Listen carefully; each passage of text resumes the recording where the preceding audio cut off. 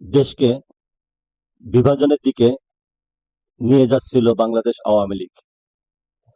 এই অভিযোগটি বিরোধী দলের ছিল। এই দেশকে বিভাজন মুক্ত করার জন্য দেশে আন্দোলন সংগ্রাম সমালোচনা অনেক কিছুই চলে আসছিল। তারই ধারাবাহিকতায় কোঠা বিরোধী আন্দোলন শুরু হলো। একটি পর্যায়ে বিভাজন মুক্ত হওয়ার জন্য দেশে দাবি উঠল বৈষম্য বিরোধী আন্দোলন শুরু হলো। গণ অভ্যুত্থান হলো, আওয়ামী লীগ সরকারের পতন হলো, নতুন সরকার হলো, অন্তর্বর্তীকালীন সরকার হলো ডক্টর ইউনূসের নেতৃত্বে। সে সময় বাংলাদেশ দেখেছে বাংলাদেশ কতটুকু বৈষম্য মুক্ত হলো। তারপরে দেশে সাধারণ নির্বাচন হলো। নির্বাচনের মাধ্যমে দেশে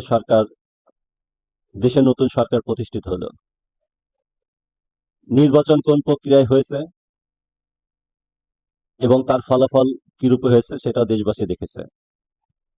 তবু দেশে একটি গণতান্ত্রিক সরকার প্রতিষ্ঠিত হলো। এই গণতান্ত্রিক সরকারের আমলে দেশে বৈষম্য দূর হলো কিনা সেটি একটি বিরাট প্রশ্ন। 5ই আগস্টের প্রশ্নে এই গণ অভ্যুত্থানের দাবিদারকে এই ক্রেডিট নেওয়ার ব্যাপারে আওয়ামী লীগ সরকার বিরোধী যে সকল রাজনৈতিক দল ছিল তাদের মধ্যে এই আন্দোলনের দাবিদার জন্ম নিল। এমনকি এই আন্দোলনের ধারাবাহিকতায় এক দফার আন্দোলনের রূপকারকে ঘোষককে এটা নিয়েও প্রশ্ন এলো এবং সেখানেও দেখা দিল দ্বন্দ্ব। কে এক দফার ঘোষণা দিয়েছে, এখানে একাধিক দাবিদার। সরকার পরিচালনার ক্ষেত্রে দেশে প্রশাসনগুলোতে নিয়োগ নিরপেক্ষ এবং যোগ্য ব্যক্তিদের দেওয়া হলো কিনা নাকি দলীয়করণ করা হলো, এখানেও প্রশ্ন এসেছে। এছাড়াও দেশ পরিচালনার ক্ষেত্রে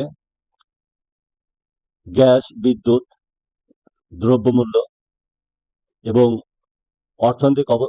অর্থনৈতিক অবস্থার ক্ষেত্রে যে জায়গায় বর্তমানে এসে দাঁড়িয়েছে